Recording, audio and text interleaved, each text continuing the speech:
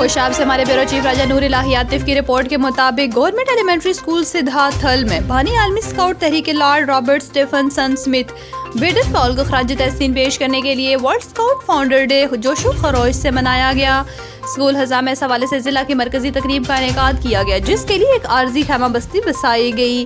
اس تقریب میں سی ای او ایجوکیشن ضلع خوشابو ڈسٹرکٹ اسکاؤٹ کمشنر ڈاکٹر محمد قیوم خان نے بطور مہمان خصوصی شرکت کی. چیف گیسٹ ڈاکٹر محمد قیوم خان کی آمد پر گورنمنٹ ایلیمنٹری اسکول سدھا تھل کے اسکاؤٹس نے مہمان خصوصی کو گارڈ آف آنر پیش کیا اور پھولوں کی پتیوں سے شاندار استقبال کیا. سی ای او ایجوکیشن اسکاؤٹس کے ساتھ مل کر شجرکاری مہم کا افتتاح کرتے ہوئے پودا لگایا. داخلہ مہم میں ایک بچے کا اپنے ہاتھوں سے ایڈمیشن کیا اور کیمپ کی انسپیکشن کی اور پنجاب لیول پر حاصل کی گئی کامیابیوں پر اسکول ہزا کے scout leader P A T حافظ فہیم الرحمان، اسسٹنٹ اسکاؤٹ لیڈر محمد سفیان، اسکاؤٹ شہادت حسین اور ان کی پوری ٹیم کی محنت کو خوب سراہا.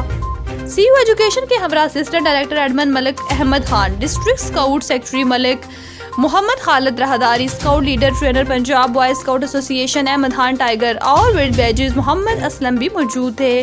اس موقع پر اسکول ہزار گورنمنٹ ہائی اسکول راہداری کے اسکاؤٹ کی طرف سے مختلف سرگرمیاں پرفارم کی گئی. شرکائے تقریب تھل کے ثقافتی داشتدان سے خوب محظوظ ہوئے.